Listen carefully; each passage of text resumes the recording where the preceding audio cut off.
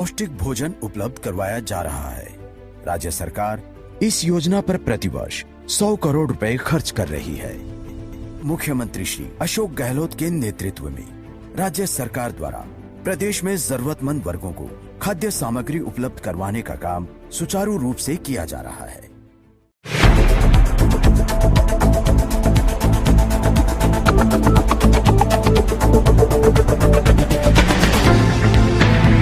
नमस्कार, state news देख रहे हैं आप और मैं हूं आपके साथ शिवांगी पारिक। तो चलिए बुलेटिन की खबरों पर जाने से पहले नजर डाल लेते हैं हेडलाइंस पर। मंत्रिमंडल में फेरबदल की संभावनाओं के बीच में विधानसभा का सत्र बुलाने की तैयारी चल रही है। सरकार विभागों के विधानसभा सत्र को देखते हुए तैयारियां शुरू कर दी गई है। कुछ नए विधेयक भी विधानसभा में पेश करने की तैयारी में है। संसदीय कार्य विभाग विधानसभा सत्र बुलाने का प्रस्ताव मुख्यमंत्री के पास में भेजा जा चुका है। अब मुख्यमंत्री के स्तर पर फैसला होगा कि और बाद में फाइल राजभवन भेजी जाएगी। इस बार के विधानसभा सत्र को अहम इसलिए माना जा रहा है क्योंकि इससे पहले गहलोत मंत्रिमंडल में फेरबदल होना है। संसदीय प्रावधानों के मुताबिक हर 6 माह के बाद में विधानसभा सत्र की बुलाना अनिवार्य होता है। तो वहीं 19 मार्च को विधानसभा के बजट सत्र में आखिरी बैठक हुई थी। इसके बाद में विधानसभा की कार्यवाही अनिश्चितकालीन के लिए स्थगित हुई थी।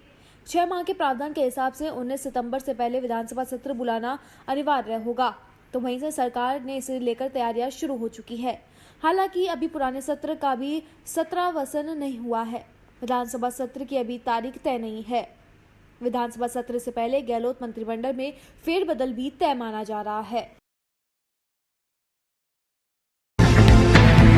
जालौर के भीनमाल में अखिल भारतीय भीमसेना जालौर की कार्यकारिणी का विस्तार करते हुए प्रदेश अध्यक्ष गोपाल परमार के आदेश अनुसार प्रदेश सचिव मुकेश राठौर, प्रदेश प्रभारी करपाल, जिला अध्यक्ष लोकेंद्र शाह अम्बेडकर, महिला जिला अध्यक्ष ज्योति वाल्मीकि के अनुसार रमेश सिंह विरास निवासी जैसावास को जालौर के बगौड़ा तहसील के अध्यक्ष पद पर नियुक्त किया गया है। रमेश सिंह विरास ने कहा कि मैं संविधान के दायरे में रहकर मिशन को मजबूत बनाऊंगा और जरूरतमंद गरीब परिवारों की सहायता करूंगा। राजधानी जयपुर जिले के चोमू शहर और उपखंड के कई गांवों में देर रात से रिमझिम बारिश का दौर शुरू रहा और सुबह करीब 7 बजे तक झमाझम बारिश होने से शहर में कई जगह सड़कें लबालब सी हो गई और शहर के निचले इलाकों के हिस्सों में भी कई जगह पानी भर गया। वहीं झमाझम बारिश होने के कारण किसानों के चेहरे भी खुल उठे हैं। तो वहीं यह बारिश किसानों के लिए अमृत के समान साबित हो रही है। शहर के चोमू पुलिस थाने के बाहर जलदाय विभाग कार्यालय, तहसील कार्यालय, सुभाष सर्किल, केशव नगर, होली दरवाजा, मोरिजा रोड स्थित कई जगहों पे पानी भर गया और रेनवाल रोड स्थित पंचावली ढाणी रेलवे अंडरपास में भी करीब 2 से 3 फीट पानी भर गया, जिससे कि वाहन चालकों को भी काफी परेशानी का सामना करना पड़ रहा है। तो वहीं झमाझम बारिश से मौसम भी सुहाना हो गया है। लोगों को गर्मी और उमस से राहत मिली है। रायबरेली जिले के महाराजगंज तहसील के अंतर्गत विषाक्त पदार्थ खाने से युवक की मौत का मामला सामने आया है, जहां उसमें एक नया मोड़ भी सामने आया है। विषाक्त पदार्थ खिलाकर मारने की साजिश रची गई है। आपको बताते चले कि अभिलाष पुत्र राम सेवक 28 वर्षीय निवासी गड़ी पोखरनी के विषाक्त पदार्थ का सेवन करने के बाद में परिजन आनन फानन में सामुदायिक स्वास्थ्य केंद्र लेकर पहुंचे, जहां चिकित्सकों ने प्राथमिक उपचार कर हालत गंभीर को देखते हुए जिला अस्पताल के लिए रेफर कर दिया, जहां युवक ने इलाज के दौरान दम तोड़ दिया और परिजनों सहित क्षेत्र में कोहराम मच गया। वहीं जब घर पे लाया गया तो ग्रामीणों का जमावड़ा लग गया और चारों तरफ चीख पुकार सुनाई दे रही थी। शव के सामने खड़े होकर भाई ने कहा कि मेरे भाई की जान ली गई है। धीरेन्द्र यादव ने बताया कि खेत का मामला चल रहा था। जब खेत जोतने के लिए आया तो मना कर दिया और खेत नापना शुरू कर दिया। हमारा भाई यहाँ से चला गया, उसको रास्ते में पकड़कर जहर दे दिया गया है। वहीं गंभीर हालत में परिजन सामुदायिक स्वास्थ्य केंद्र महाराजगंज पहुंचे, जहां पर चिकित्सकों ने हालत नाजुक देखकर जिला चिकित्सालय के लिए रेफर कर दिया।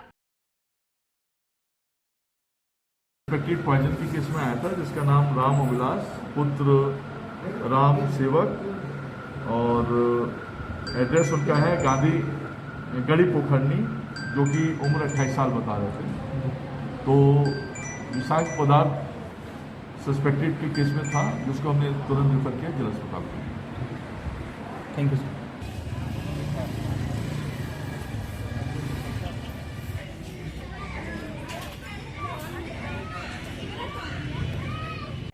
क्या नाम है आपका? मेरा नाम वीरेंद्र यादव। अच्छा, क्या मामला है? मामला सर ये है कि हमारा खेत का मैटर था। हमारा भाई इसमें पानी लगा रखा था, बारिश का पानी आया तो उसको जब जोतने के लिए आया तो यहाँ ट्रैक्टर मना करवा के और हमारा खेत नापना शुरू किया जी। बोला तुम्हारा खेत ज़्यादा है, और जबकि मौके पे ना प्रधान है ना कुछ नहीं। और उसके बाद दो आदमी आके यहाँ नपाई किए। हमारा भाई आया तो कहे कि नहीं आप अपना खेत नपवाइए, उसके बाद आपका चक लगवाने देंगे। नहीं, हम नहीं लगाने देंगे। फिर क्या हुआ? फिर हमारा भाई यहाँ से चला गया और जाने के बाद फिर उसको रास्ते में पकड़ कर जहर दे दिया। अच्छा, कब जानकारी हुई आप? हमको जानकारी सुबह हुआ है, जानकारी 10-11 बजे के आसपास में। अच्छा, फिर क्या हुआ? फिर ये हुआ कि क्या कहते हैं, हम घर वालों को फ़ोन किया तो हमारे घर वाले गए महाराजगंज में। आज भाई मेरा मिला। अच्छा, महाराजगंज से रायबरेली लेके गए। रायबरेली से ले जाते गंगागंज के बीच में उसकी डेथ हो गई। उत्तर प्रदेश के रायबरेली जिले में आज राष्ट्रीय भागीदारी आंदोलन के प्रदेश प्रभारी विमल किशोर सबरा ने भारतीय जनता पार्टी के सरकार पर जमकर निशाना साधा और उन्होंने कहा कि नौकरी के नाम पर यह सरकार सिर्फ लॉलीपॉप दे रही है, तो वहीं बीजेपी सत्ता में आने के बाद में रोजगार के नाम पर छवाला कर रही है। संविदा कर्मियों के भी रोजगार छीनने का काम कर रही है। हजारों लाखों परिवार घर से बेघर हो गए हैं। आज हमारे हजारों कर्मचारी धरने पर बैठे हुए हैं और आज उत्तर प्रदेश ही नहीं पूरे विश्व में कोरोना वायरस जैसी बीमारी में हमारे एम्बुलेंस चालक अपनी जान जोखिम में डालकर 24 घंटे निस्वार्थ भाव से सेवा करने में डटे रहे, लेकिन ये सरकार आज इन्हीं संविदा कर्मियों को बेघर करने का काम कर रही है। आज राष्ट्रीय भागीदारी आंदोलन के प्रदेश प्रभारी ने उत्तर प्रदेश की शिक्षा व्यवस्था पर भी सवाल खड़े किए हैं और उन्होंने कहा कि 2022 के चुनावों में उत्तर प्रदेश की जनता सबक सीखने का काम करेगी।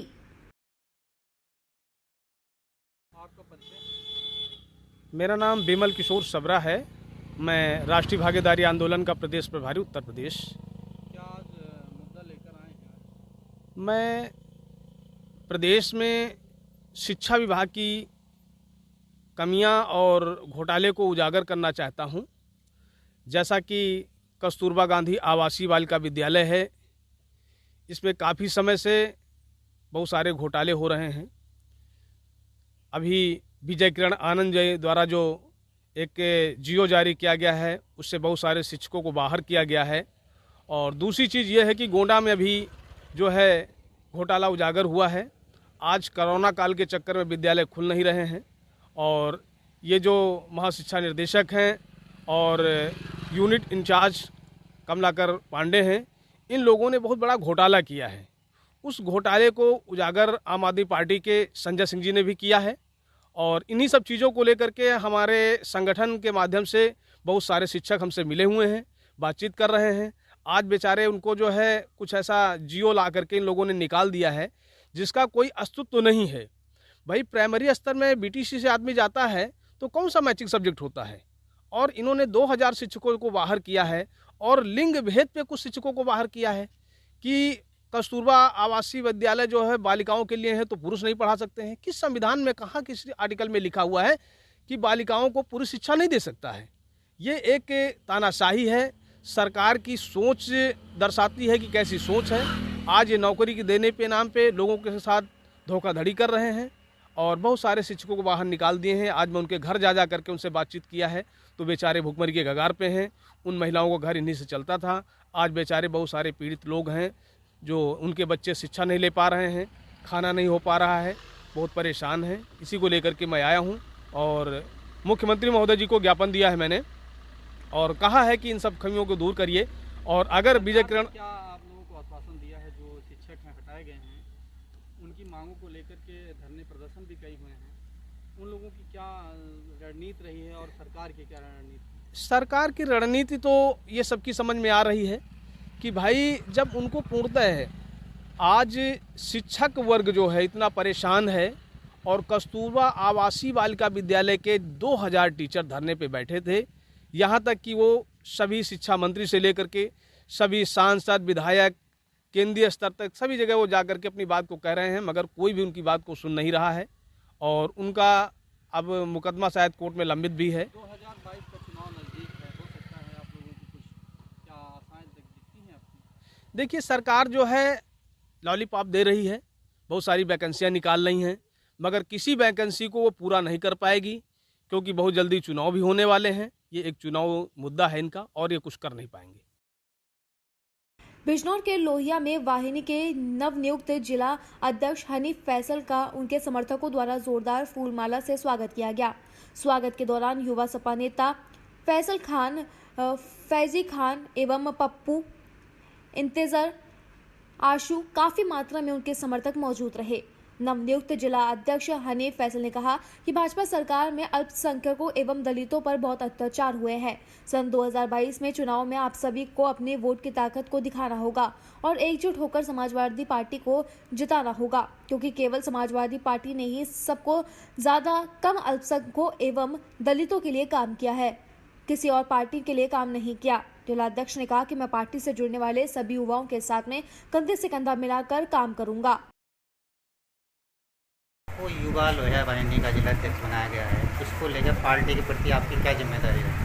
देखिए, समाजवादी पार्टी लोहिया वाहिनी का मुझे जिला अध्यक्ष बनाकर बिजनौर में भेजा गया है और मैं पार्टी को साथ साथ बिजनौर जिले की जनता को ये विश्वास दिलाता हूँ कि समाजवादी पार्टी और समाजवादी पार्टी के जितने भी युवा समाजवादी पार्टी से जुड़ रहे हैं, सैकड़ों की तादाद में समाजवादी पार्टी से लोग जुड़ रहे हैं, सैकड़ों की तादाद में युवा समाजवादी पार्टी से जुड़ रहे हैं। मेरी जिम्मेदारी सिर्फ इतनी है कि मैं उनका नेतृत्व नहीं कर रहा, नेतृत्व तो अलग चीज़ है। मैं उनके साथ कंधे से कंधा मिलाकर समाजवादी पार्टी को मजबूत बनाने का काम करूँगा। आप अपने द्वारा समाज को और जो युवा वर्ग है उसे क्या मैसेज देना चाहेंगे?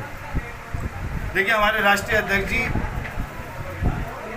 एक बात बोलते हैं कि समाजवादी पार्टी दलितों की, पिछड़ों की, अल्पसंख्यकों की, हर वर्ग की पार्टी है। मेरा सिर्फ इतना मैसेज है कि युवाओं को घबराने की ज़रूरत नहीं है। जितनी प्रताड़ना इन दिनों भाजपा सरकार कर रही है पार्टी, जितनी जुल्म और ज़्यादती भाजपा सरकार ने हिंदुस्तान के युवाओं के ऊपर की है, आप देख सकते हैं, आप रिकॉर्ड निकाल सकते हैं कितने ज़्यादा मजलूम, कितने ज़्यादा माजूर लोग जो बेचारे किसी तरह के किसी गुनाह में शामिल नहीं थे, उन लोगों को भाजपा ने जेल में डालने का काम किया है। लेकिन समाजवादी पार्टी उन सब का बदला लेगी। कुशीनगर में बहुजन समाज पार्टी के तत्वाधान में पिछड़ा वर्ग सम्मेलन रामकोला विधानसभा के अंतर्गत ग्राम सभा बोदरवार में हुआ। कार्यक्रम के मुख्य अतिथि लालचंद निषाद रहे, तो वहीं पूर्व प्रधान परिषद सदस्य ने अध्यक्षता कर रहे थे।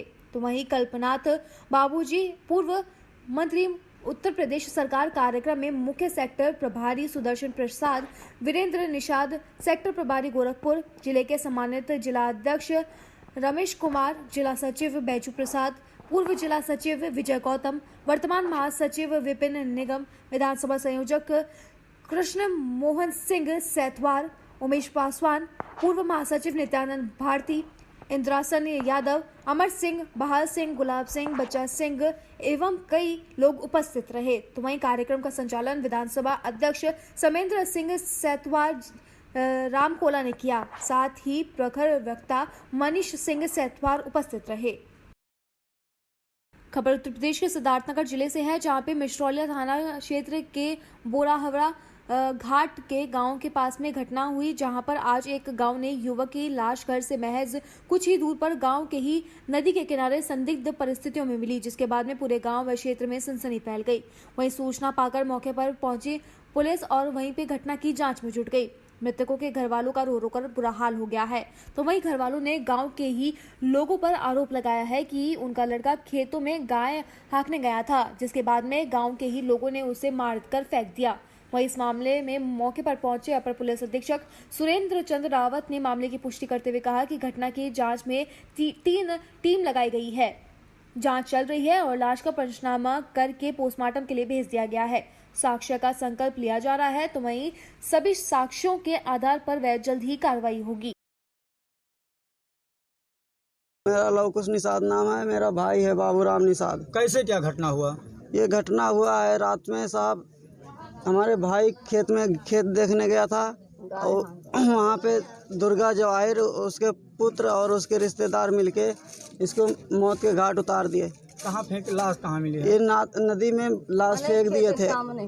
उनके घर के रास्ते निकलेगा वो नदी पे जाता है, उसी नदी सामने मिला है। क्या नाम है मृतक का? बाबूराम निषाद। कब से गायब थे? ये आधा घंटे के अंदर में ये सब हुआ है साहब। ये इंटर का छात्र है। नहीं, आज गायब हुए कल वही ला खेते में गाय खात रही, यहाँ के गए नदी खा ले, वहीं दुर्गा मार के पन्हारे में तोप दी। के रहल मारत का ओकर सरफी रहा, संतोष रहा, सरफी रहा, दुर्गा रहा, 3 महीने ओकर बहनवा वहाँ रहा हुई वहाँ। ये बहरवा घाट थाना मिसरौलिया में गांव है। वहाँ एक नवयुवक है बाबू राम नाम का, ये 20-21 साल इसकी उम्र है। ये कल रात में जो है इसके साथ घटना हुई है। इसकी गांव के ही व्यक्तियों द्वारा हत्या कर दी गई है, ऐसा आरोप लगाया गया है गांव के लोगों के द्वारा। अभी मौके पर सूचना मिलने पर तत्काल पुलिस बल पहुंचा है और 100 को पंचायतनामा भरा गया है, पोस्टमार्टम के लिए भेजा गया है। अभी मौके पर पूछताछ की जा रही है। हमारी 3 टीमें यहाँ लगी हैं जो कि साक्ष्य संकलन कर रही हैं और बहुत जल्दी हम लोग जिन लोगों ने भी घटना किया है उनको गिरफ्तार करके विधिक कार्रवाई पूर्ण करेंगे। क्या कुछ लोगों की गिरफ्तारी भी हुई है?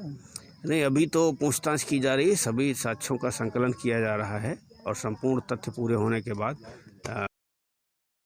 खबर जनपद बिजनौर के थाना नजीबाबाद क्षेत्र के गांव अमानपुर निवासी युवक माला नदी में नहाने गया था।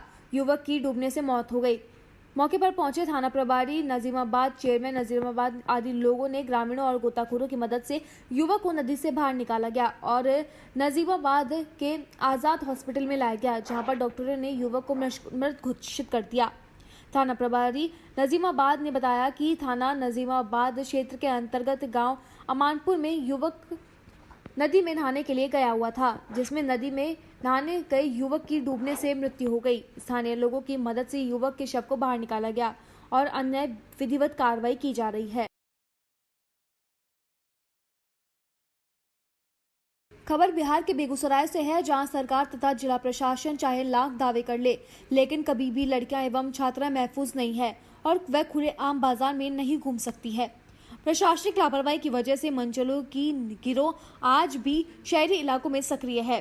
ताजा मामला नगर थाना क्षेत्र के मुगेरीगंज की है, जहां पर कोचिंग क्लास करने आई कई छात्राओं को मंचलों ने परेशान किया था तथा उनके साथ में ओछी हरकत की। इतना ही नहीं, जब छात्राओं ने मंचलों का वीडियो बनाना शुरू कर दिया तो उन्होंने छात्राओं के मोबाइल को पानी में फेंक दिया। पीड़ित छात्रों के अनुसार इस हरकत के पीछे मंचलों के अभिभावक भी शामिल है तथा वह मंचलों को कुछ नहीं कहते। बताया जा रहा है कि मटिहानी थाना क्षेत्र के रामदिरी महजी की छात्राएं बेगूसराय के मुरेरीगंज में कोचिंग क्लासेस करने आती है और जब वह वापस लौट रही थी, इस दौरान मंचलों ने हरकत की। छात्रों के अनुसार सभी मंचले शराब के नशे में चूर थे तथा भद्दी भद्दी गालियां देते हुए छिड़कानी कर रहे थे। हंगामे के बाद में स्थानीय लोगों ने मंचलों को पकड़ने का प्रयास किया, लेकिन वह मौके से फरार हो गए। सूचना मिलने के बाद में मौके पर पहुंची पुलिस ने जांच पड़ताल शुरू कर दी है। प्राप्त जानकारी के अनुसार एक मंचली की पहचान मुरेरीगंज निवासी अंकित महतो के रूप में की गई है। फिलहाल पुलिस ने छानबीन के साथ साथ मंचलों को पकड़ने के लिए छापेमारी भी शुरू कर दी है। रोज दिन काली मंदिर में फूल देने के लिए जाते थे। उसी दौरान अज्ञात वाहन ने पकड़ मार के रौंद दिया, पूरा फ्रैक्चर कर दिया पैर को और उसी दौरान घटनास्थल पर ही मौत हो गई। कब की घटना है? ये करीब 6 बजे की घटना है, 6 बजे के आसपास में। सुबह 6 बजे के आज। कहाँ ये मंदिर है? ये मंदिर कार्बन फैक्ट्री के बगल में है, गौड़ा के आसपास फुलवरिया में पड़ता है। फुलवरिया NH 28 के बगल में। ये किस चीज़ से जा रहे थे? ये पैदल जा रहे थे। कैसे आपको जानकारी मिली? जानकारी मिली, कुछ लोग उधर से आ रहे थे, वही बोले घटना हो गया है, वहाँ पर धक्का लग गया आपको पिताजी। हमने दरबार मार के किया है, देखा यही बात है। मेरे पिताजी हैं। क्या करते थे ये अपना खेती बाड़ी गाय माल करते थे। क्या नाम है उनका? उनका नाम है राजेंद्र राम। राजेंद्र क्या? राजेंद्र राम। कितना उम्र है उनका?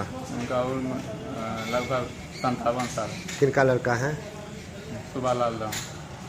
घर कहाँ है इनका? घर हुआ फुलवरिया बख्तर स्थान, वार्ड नंबर 1। पंचायत कौन? पंचायत 3, फुलवरिया 3। कौन थाना पड़ता है? फुलवरिया थाना। घर भी और घटना भी फुलवरिया थाना। हाँ। आपके कौन है? मेरे पिताजी हुआ। क्या नाम है आपका? मेरा नाम है शंभू राम। तो घटना की जानकारी थाना को दे दिए हैं? जी हाँ, थाना जो है पोस्टमार्टम के लिए भेजा गया है बेगूसराय, तो वही भेजे हैं थाने पर से। थाना को पूरा जानकारी दे दिए हैं, आगे प्रोसेस क्या करते हैं थाना हाँ, वीडियो साहब बोले हैं, जो वीडियो साहब आए थे बोले हैं जो 20,000 हम चेक एक 2 घंटा में घर पे पहुंचा देते हैं। खबर बिहार के बेगूसराय से है, जहां पे सड़कों पर रफ्तार का कहर लगातार जारी है और राहगीरों को असमय अपनी जान गंवानी पड़ रही है। मरने वालों में कई युवक किशोर तो कई युवक और अधेड़ सहित महिलाओं को अब तक अपनी जान के साथ में धोखा खाना पड़ा। इसी कड़ी में शुक्रवार की सुबह भी एक तेज रफ्तार वाहन ने एक 57 वर्षीय अधेड़ को उस समय NH 28 पर रौंद डाला, जब वह अपने अन्य दिनों की तरह आज भी मंदिर में फूल पहुंचाने जा रहा था। इस घटना में पीड़ित की मौके पर ही मौत हो गई। मौत के बाद में परिजनों में कोहराम मच गया। घटना जिले के फुलवरिया थाना क्षेत्र के बराहा डी के निकट कार्बन फैक्ट्री स्थित NH 28 की बताई जा रही है। मृतक की पहचान उक्त थाना क्षेत्र के फुलवरिया पंचायत 3 के वार्ड संख्या 1 अंतर्गत रहने वाले सुवालाल राम का लगभग 57 वर्षीय पुत्र राजेंद्र राम के रूप में बताई जा रही है।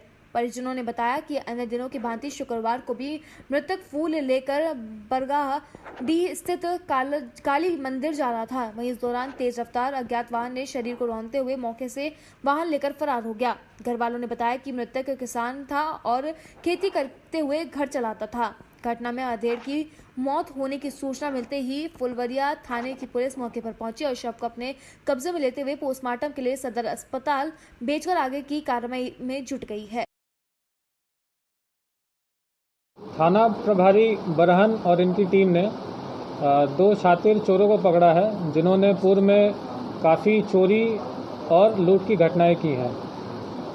इनका जो मोडस ऑपरेंडी है वो ये है कि ये जो ट्रेन है जो कानपुर, टुंडला, अलीगढ़ और नई दिल्ली वाले रूट पे चलती हैं, ये उस ट्रेन में चढ़ जाते हैं। उसमें जो राहगीर, उसमें जो पैसेंजर होते हैं, उन पैसेंजर के जो भी कभी किसी का मोबाइल मिल गया, कभी किसी का लैपटॉप मिल गया, कभी जो भी उनका सामान जो कि प्रेशियस आइटम है, कीमती सामान है, ये वहाँ से उठा लेते हैं, चोरी कर लेते हैं और उसको औने पौने दाम में, सस्ते दामों में बेच देते हैं।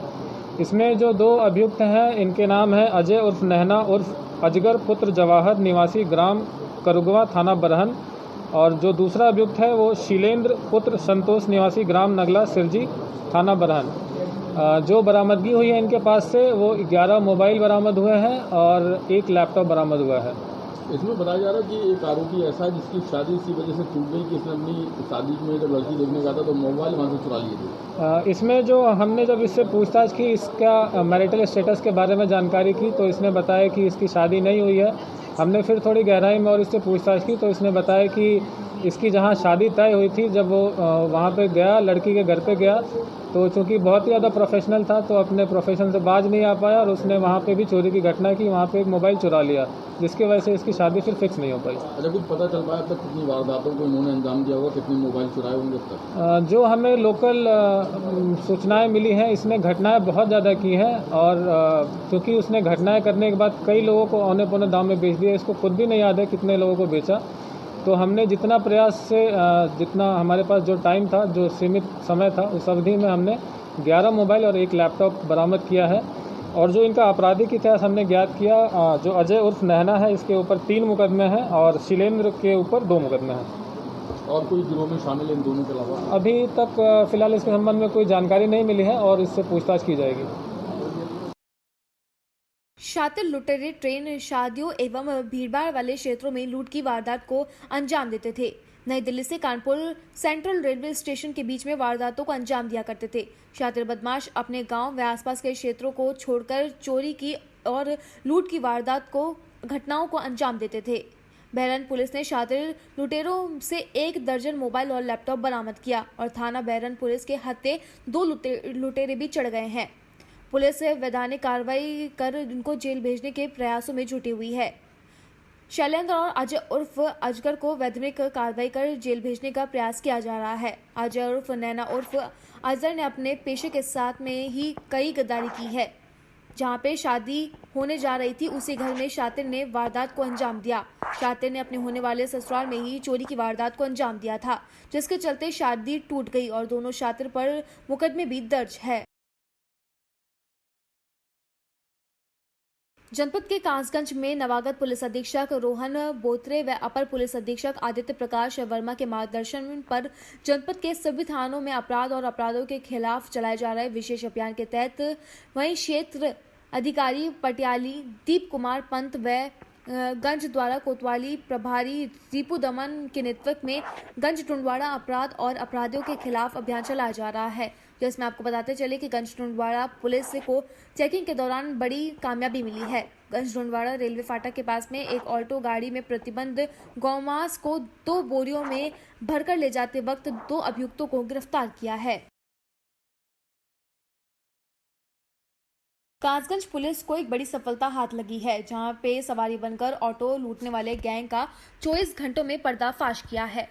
आपको बताते चले कि कासगंज के रहने वाले बबलू पुत्र जफरुद्दीन निवासी चामुंडा गेट के रहने वाले हैं, जो अपने परिवार का पालन पोषण ऑटो के द्वारा करते हैं। वहीं रात को वे अपना ऑटो लेकर रोडवेज बस के पास में सवारियों का इंतजार कर रहे थे, तभी अचानक 5 अज्ञात लोग जो कि मेरे पास में सवारी बनकर आए, उन्होंने कहा कि हमें कस्बा बीलराम के थाना क्षेत्र डोलना तक छोड़ने को कहा, जहां मैंने उन्हें 5 सवारियों को अपने ऑटो में बिठाकर हजरा नहर के पास में पहुंचा तो पीछे से एक व्यक्ति ने मेरे गर्दन पर चाकू रख दिया और मुझे धमकाते हुए ऑटो को रुकवा लिया।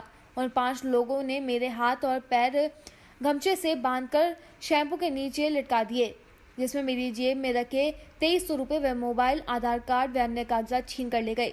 इस घटना के बारे में थाना कोतवाली कासगंज में मुकदमा पंजीकृत करवाया है।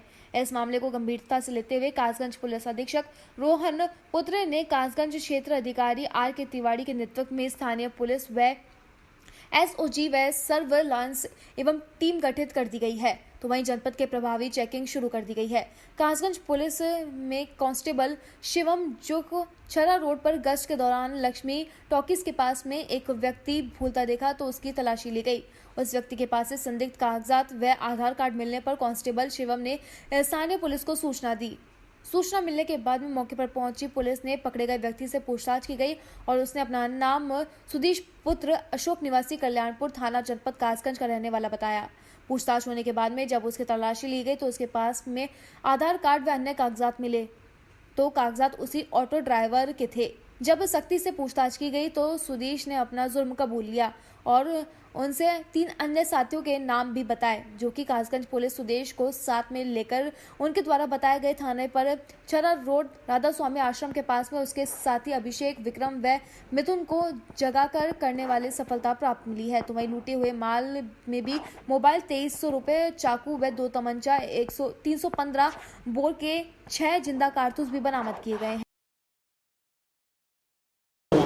देखिए 26-27 की रात को एक ऑटो चालक को लगभग 5 लोगों ने हायर किया।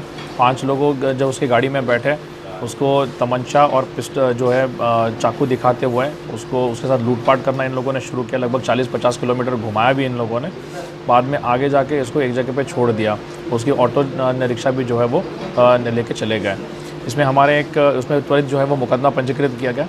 हमारा एक सिपाही शिवम जो है थाना कासगंज का कल रात को जब चेकिंग कर रहा था, जिसको एक संदिग्ध व्यक्ति दिखाई दिया, उसने उसको रोका। उसकी जामा तलाशी में कुछ संदिग्ध आईडी कार्ड्स, आधार कार्ड जो इसके फेस के साथ मैच नहीं करते हैं संदिग्ध के, वो भी हिरासत में लिए। तो थाने ला के डिटेल जब इसके साथ पूछताछ की गई तो पता चला कि इन्होंने लगभग 5 लोगों ने एक जगह पे एक व्यक्ति का अपहरण करके डकैती की घटना को कारित किया है। अन्य 3 व्यक्तियों को दबिश त्वरित डाल के इन लोगों को भी गिरफ्तार किया गया। मौके से सभी जितनी भी चीज़ें लूटी गई थी इस डकैती में सभी चीज़ें बरामद हुई है। इसमें एक ऑटो रिक्शा, मोबाइल फ़ोन 2300 रुपये, प्रयुक्त जो प्रयोग में लाया गया चाकू, तमंचा, कारतूस, सभी चीज़ें जो है वो बरामद की गई है। इनका सर आपराधिक रिकॉर्ड क्या है? अभी आपराधिक इतिहास का हम लोग पता कर रहे हैं, क्योंकि इंट्रोगेशन इन लोगों के साथ करना था। आपराधिक इतिहास का पता किया जाएगा, आपको मैं इत्तला कर दूँगा। छिंदवाड़ा जिले के चांद में आम रास्ता गड्ढों व गंदगी में तब्दील हो गए हैं। नगरवासी मूलभूत सुविधाओं से जूझ रहे हैं। आज़ादी के बाद में जिले का विकास तो हुआ, लेकिन नगर के लोग आज भी मूलभूत सुविधाओं से वंचित है। नगर परिषद चांद के कई बार वार्ड के क्षेत्रों के आवागमन के लिए सड़क और नाली निर्माण सुविधा जैसी अनेक समस्या से जूझ रहे हैं। ऐसा ही मामला नगर परिषद चांद के नगरवासियों ने सीसी सड़क व नाली निर्माण नहीं होने जैसी सुविधाओं से वंचित है। कच्चा सड़क बारिश के दिनों के अंदर कीचड़ और गंदे पानी से भरा रहता है, जिससे मार्ग पर बड़े बड़े गड्ढे हो जाते हैं, जिससे नगर की मुश्किलें और बढ़ गई है। बारिश के चलते यह मार्ग पर हमेशा आमजन जान जोखिम में डालकर आवागमन करते हैं। नाली भी नहीं बनी हुई है और न ही आज तक उसकी मरम्मत कार्य कभी करवाया गया है।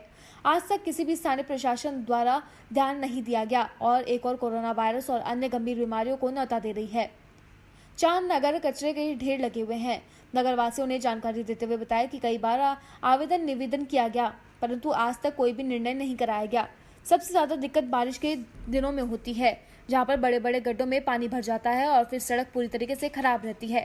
फिर भी नगरवासियों को इस सड़क से आवागमन करना पड़ता है। नगर परिषद चांद के पदाधिकारी और कर्मचारी सिर्फ और सिर्फ आश्वासन ही देते हैं। चांद नगर परिषद के अंतर्गत आता है वार्ड नंबर 5, चंद्रशेखर वार्ड है। हाँ। तो आपके वार्ड में सड़क और नाली का निर्माण कार्य क्यों नहीं हो रहा? अब क्या बता भैया क्यों नहीं हो रहा? अब जिसका प्लाट है वो उसने बोलना चाहिए, लेकिन पर हम तो गड्ढों में रह रहे हैं, गड्ढे बन गए पूरे यहाँ से है ना, चीकल हो गया, पूरे कीचड़ देखो ना कितने गंदा पानी भरा है। हाँ, तुमको दिख रहा है कि नहीं? आने जाने वाले को भी पूरे कपड़े खराब हो जाते हैं। हाँ, गाड़ी भी खराब हो जाती है, गाड़ी वाले कई दफे गिरते हैं।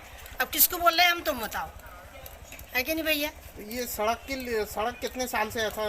अरे कई साल से हमने तो घर बनाया जब से ऐसे ही है। कितने साल हो गए? 10-12 साल। 10-12 साल हो गए। 10-12 साल से ऐसे ही रहता है। हाँ, ऐसा ही है। बारिश के समय इतना खब्बर रहता है। अभी पानी से नहीं बेटा, क्या कर लिया? हम ही क्या बोल लेंगे, तुम बताओ। तो आप क्या चाहते हैं कि ये सड़क किस टाइप से? हाँ, सड़क बनना चाहिए, नाली निकलना चाहिए, यही चाहते हैं हम, दूसरा कुछ नहीं होना। अभी बहुत ज्यादा परेशानी होती है। हाँ, बहुत परेशानी है भैया। साइकिल बस वगैरह जो भी आती है तो दिक्कत बहुत पड़ती है। अब पानी आने से बहुत मुश्किल से आते जाते हैं। पानी भरा है, मच्छर भी, बीमारियां भी, गड्ढे गुड्डे सब। ये कौन से वार्ड आता है? ये वार्ड 5 है वो। अच्छा, वार्ड का नाम है चंद्रशेखर वार्ड। हाँ, चंद्रशेखर वार्ड जी। इसमें ये बारिश के में तो पूरा घरों में पानी भी घुस जाता होगा, ऐसा लगता है। ये जम से आता तो चली जाता है, सामने तालिब के घर। ये गंदा पानी भरा है गड्ढों में, जाता है। इस गंदगी से बदबू नहीं मारती? कैसा जीवन यापन करते हैं? अब क्या करेंगे सर, रोड ही नहीं बन रही, तो उसके लिए परिषद नगर परिषद चांद के पदाधिकारी लोग क्यों नहीं बना पा रहे? ये अब अभी तो बोले कि बनेंगी ऐसे बता रहे, बस बनेंगी। कितने वर्षों से ये लापरवाही? ये कम से कम सड़क और नाली के लिए 10 साल हो गए सर, 10 साल के लिए सड़क और नाली के लिए परेशान होना पड़ रहा है। बारिश में तो सबसे ज्यादा दिख रही है खप्पन की चीखल। 2003 की आई हूँ मैं, 2003 का मकान बना, मैं 2002 में पलट ली, 2003 का मकान बना, मैं आई हूँ जब से। हाँ, बनेगा बोल के, बनेगा भैया बनेगा, अपन भी चुपचाप बैठे। अच्छा, बच्चों को भी, जो स्कूल के पढ़ने वाले लड़कों को भी परेशानी होती होगी। जैसे गाड़ी जाती तो वो गाड़ी का पूरा गंदा पानी कपड़े में आता होगा ना। क्या चाहते हैं आप? कैसा क्या जो प्रशासन से क्या मांग करना चाहते हैं? रोड की मांग हमको तो, सड़क नालियाँ जल्द से जल्द बने। जल्दी से बने। क्या नाम लिखते हैं आप? प्रेमिला मेंदोले। अच्छा, किस वार्ड से हो? 5 वार्ड से। ये वार्ड नंबर 5 है, जो चंद्रशेखर वार्ड, ये नगर परिषद चांद जी के अंदर में ये सड़क नहीं बनने के कारण रोड में बहुत ज्यादा दिक्कत हो रही है सर। यहाँ पे गड्ढे है, गंदा पानी है, और यही पाइपलाइन में खुद के और पीने योग्य आता है, मतलब पूरा कीचड़ हो चुका है। आने जाने में कितनी परेशानी होती है, हमको इधर से घूम के आना पड़ता है। कई बार मोटरसाइकिल से गिर गए, यहाँ पर कई हादसे हो चुके हैं। ये गड्ढे भी हम लोग ने अपने पैसों से पुरवाए हैं, नगर परिषद ध्यान नहीं देती है।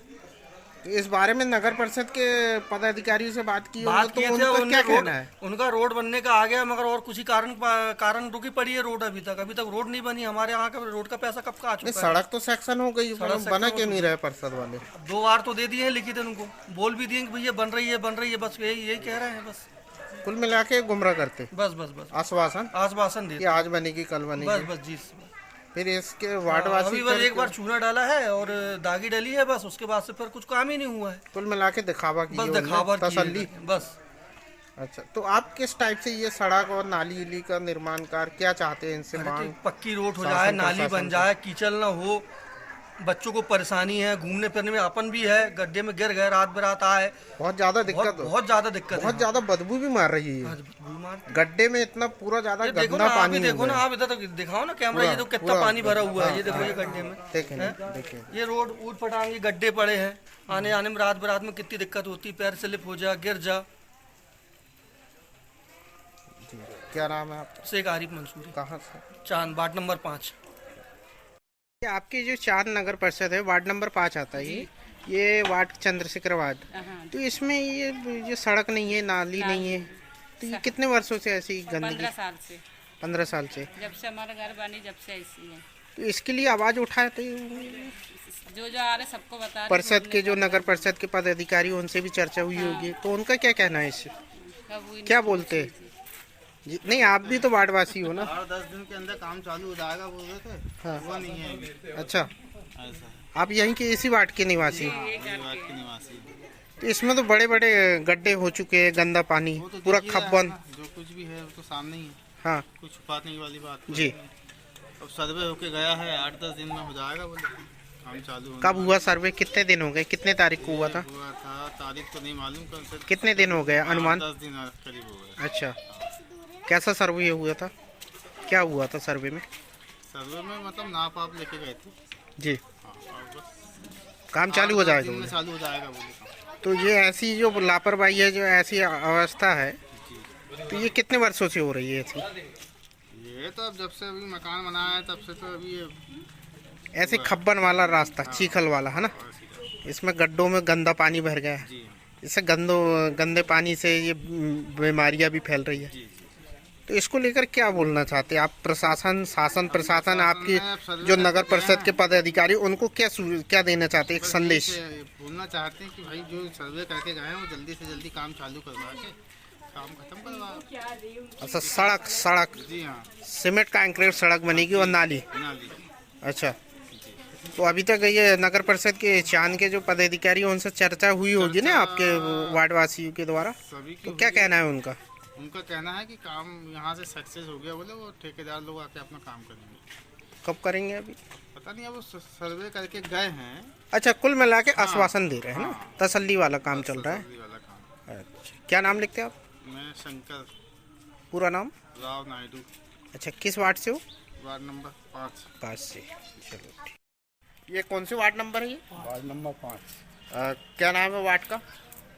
क्या नाम है? चंद्रशेखर। क्या चंद्रशेखर वार्ड। अच्छा, यहाँ पे रोड सड़क को लेकर कितने सालों से समस्या हो रही है? 20 साल हो गए। तो अभी बारिश में तो पूरा खब्बन दिख रहा, फिर कैसा आपको रह रहा है? क्यों नहीं बन पा रहा है इसमें? रोड है, नाली नहीं है, गड्ढे है, पानी बह रहा है, तो झगड़े होते हैं। तो सड़क क्यों नहीं बन पा रहा, क्या कारण है? सड़क यही कारण है कि देते हैं, हाँ होएगा होएगा बोल रहा है, बस कुछ नहीं। नगर परिषद वाले के अधिकारियों से कर्मचारी चर्चा होते तो क्या बोलते होंगे? कई लोग क्या कहना क्या है, किस कारण से नहीं काम रोका? ये बारिश में आप देख रहे हैं पूरा चीखल हो गया, गड्ढे, आने जाने वाले के पूरे कपड़े खराब हो जा रहे हैं। देखो ना गड्ढा पानी। तो यहाँ से कितने लोग, इधर कितनी आबादी होगी, कितने घर? 25-50-60 घर मकान है यहाँ पे, रोड नहीं बनी, बाकी सब जगह बन गई। इसका सेक्शन भी हो गया बोले? सड़क का सेक्शन कब हुआ इसका? सेक्शन 2 साल हो गए, हो गया 2 साल। तो 2 साल से ये क्यों पड़ा, पेंडिंग में क्यों है ये? क्या मांगे उनकी परिषद वाले, क्या बोल रहे हैं? उन्हीं लोगों को मालूम क्यों नहीं बन रही। अच्छा, क्या नाम है आपका? समीर मंसूरी।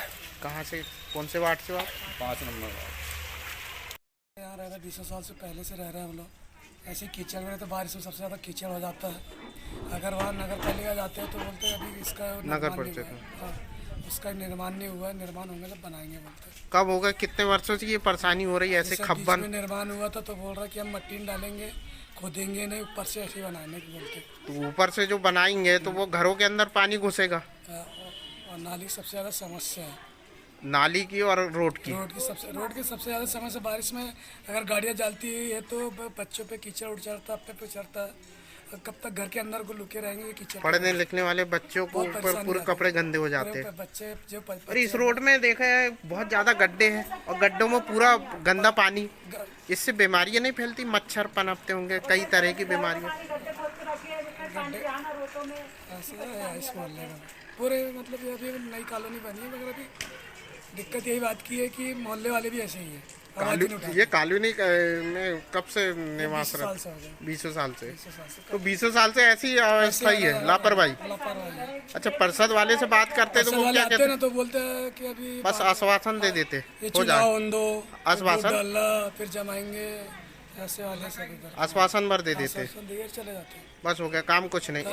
अरे कुल मिला के गुमराह करते हैं। गुमराह करो और बस काम चलाओ। इस रोड में पूरा खब्बन हो गया, गड्ढे तो पानी गंदा वाला भरा, वो गंदा वाला पूरा पानी भरा अभी ये सामने में। देते तो क्या रोड पर चार लोग। तो आप किस टाइप से ये सड़क नाली का निर्माण चाहते? हमको रोड अच्छी चाहिए, नाली अच्छी चाहिए और व्यवस्था अच्छी चाहिए। और सबसे पहले नाली बना, उसके लिए तो कई साल से पड़ा है। नाली की वजह से बहुत ही लापरवाही हो रही है। इस मोहल्ले में कितने आबादी, कितने घर होंगे? कितने? 100 करीब। तो फिर बहुत बड़ा है। अच्छा, डेली के लोग वहाँ कितने जाते होंगे आना जाना इस रोड से? कोई गिनती नहीं होगी। 250 करीब डेली सब लोग आना जाना करते, खेत बाड़ी वाले भी आना जाना करते। क्या नाम लिखते हैं आप? मैं दुर्गा सहारा। कौन से वार्ड से हो? 5 से। क्या नाम है वार्ड का? चंद्रशेखर। खबर शोपुरा से है, जहां पे जिले में रात्रि से हो रही बारिश से नदी और नाले फिर से उफान पर आ गए हैं। तो वहीं बड़ौदा क्षेत्र के निकट गांव एवं बड़ौदा नगर टापू में तब्दील हो गए हैं। तो वहीं खातोली नदी, कूनो नदी और अहिला नदी फिर से उफान पर आ गई है। चारों ओर पानी ही पानी दिखाई दे रहा है। तो वहीं कलेक्टर राकेश कुमार श्रीवास्तव ने बाढ़ के हालात एवं टीम को अधिकारियों को अलर्ट कर दिया है।